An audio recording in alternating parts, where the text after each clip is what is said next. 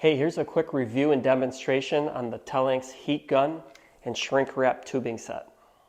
All right, let's open up the kit. Got your heat gun, of course. What I like, it comes with a little stand, so you can just rest it right on your table while you're working on your wire.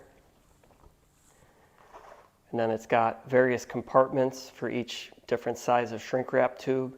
You can rearrange the compartments based on how you want to set it up. I kind of like that. The heat gun itself isn't too big.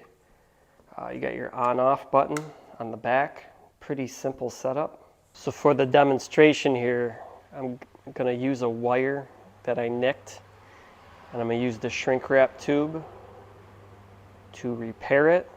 When you're picking your size, you want to pick the smallest tubing that will fit onto your wire. We'll turn on our heat gun and let it warm up. Once you got it warmed up, it doesn't really take too long. You're ready to shrink your wire. Just kind of work it back and forth. You'll see it shrinking. Probably want to let it cool down for a sec, but I got my shrink tube on. Pretty nice fit. It's nice and secure on the wire.